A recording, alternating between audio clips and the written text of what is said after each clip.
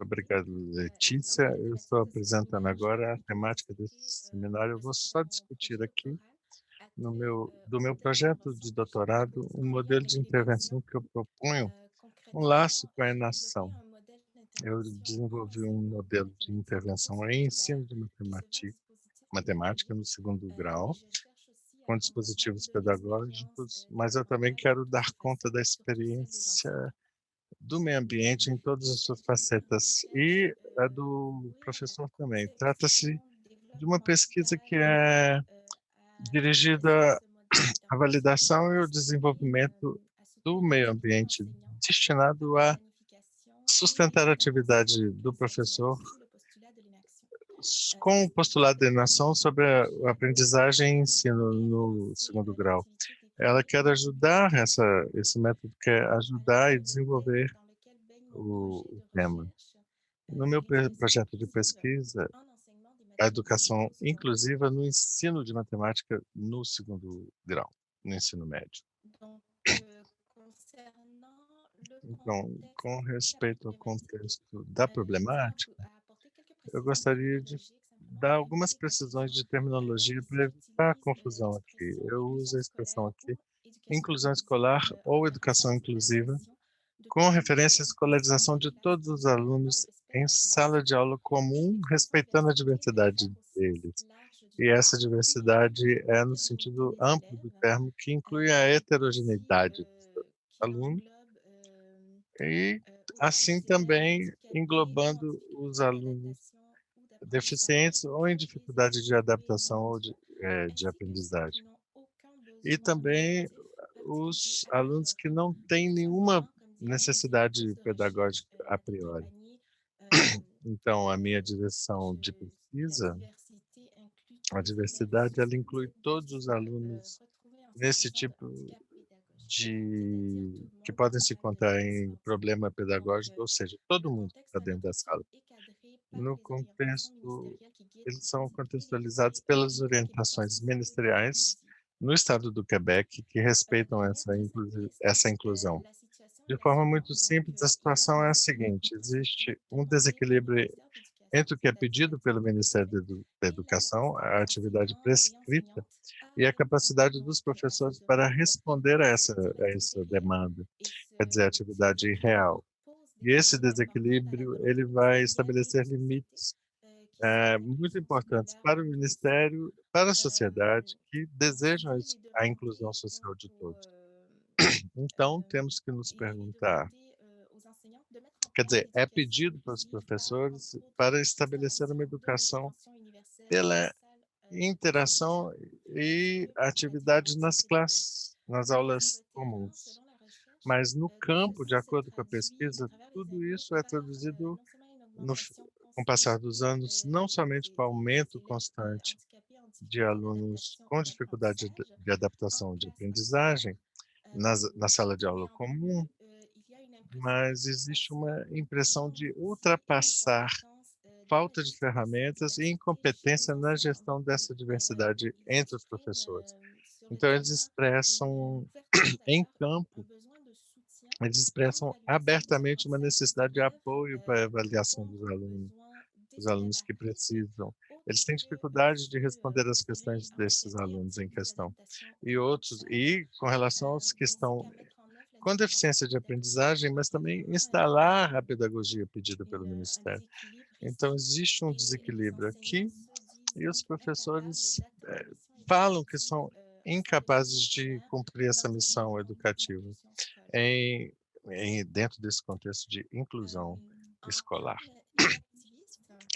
Em termos da inação, a problemática, de acordo, segundo nós mesmos, ela vem de um acoplamento de ensino-aprendizagem com planificação, avaliação e acompanhamento da aprendizagem. O modelo de intervenção de ensino de matemáticas atuais são muito pesados e muito prescritivos. E é difícil que o professor consiga aplicá-los na sala de aula. Então, essa tese de doutorado, ela visa pôr um modelo no início e depois E no final da atividade do professor, em 5 etapas que vão servir para restituir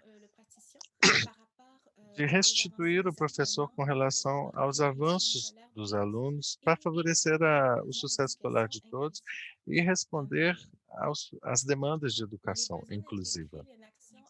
A necessidade de integrar a Enação nesse projeto de pesquisa me parece necessário, porque o ensino das matemáticas, eles sofrem com uma crença popular, e os professores que não estão dentro da norma nessa disciplina, eles não são bons. E eles são excluídos, os alunos, eles são excluídos das profissões que demandam a matemática. Então, existe uma preocupação ética que a enação, ela, valeriana pelo menos, ela supõe isso, de uma perspectiva divisada da educação inclusiva. Então, o modelo de intervenção que nós propomos, ele vem do processo geral de elaboração de um modelo que seja o método de análise na síntese proposta pelas pessoas, que nós não vamos discutir hoje por falta de tempo. Eu vou apresentar aqui o modelo de intervenção sem entrar no detalhe dessa concepção. Eu gostaria de dizer como eu compreendo o postulado da enação nesse dispositivo aqui. Então, existem 5 grandes etapas de acordo com a literatura, nós levamos em consideração para criar o modelo sem considerar como típicas. Essas etapas, elas querem levar o professor a tomar decisões que vão que vão incidir na decisão, a concepção universal da aprendizagem. O professor, ele é visto nesse projeto como um perito que pode aderir ao princípio da concepção da aprendizagem, operacionalizando-as no processo pedagógico. Então, a postura inativa da pesquisadora, quer dizer, a minha aqui, inclui uma visão e uma visada inativista. Ela faz emergir a dinâmica do dispositivo, pelo menos o que eu tento realizar, me situando numa perspectiva que vai situar o modelo da autonomia, mais do que o modelo do comando. Não existe hierarquia entre os componentes da aprendizagem, formação e ensino. A aprendizagem não seria aqui uma resposta à planificação do ensino necessariamente, e a planificação do ensino não corresponde à simples tipificação do que se recebeu em informação. Então, esses 3 componentes são considerados como indissociáveis e formam uma totalidade complexa e dinâmica. E a formação, ela vem desse acoplamento da aprendizagem e do ensino, quer dizer que a formação que a pessoa que estuda recebe através das etapas do modelo, ela vem pela ação interativa do ensinar e do aprender.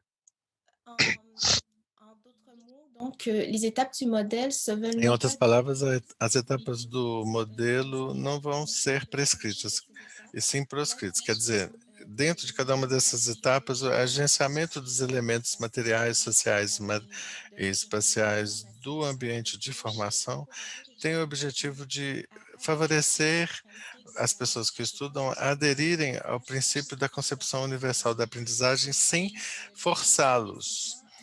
E devem se inscrever numa visão inclusiva na prática, dentro da sala comum, da inação da prática valeriana.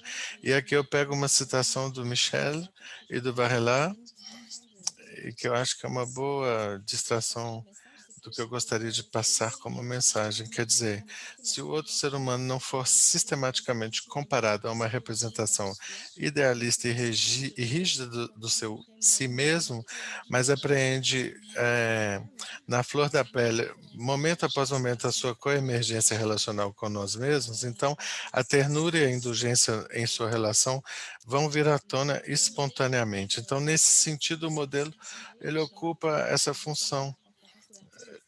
Quando o Marco falou na conferência de abertura, e que foi retomado por Luc Riat e por Poisson hoje, seria citar que o modelo serve de ponto de partida para propor ambientes de formação e de experiência que poderiam provocar aprendizagens e desenvolvimentos orientados em direção provocar transformações que nós desejamos vir emergir nas pessoas que estudam no respeito das visadas da educação inclusiva.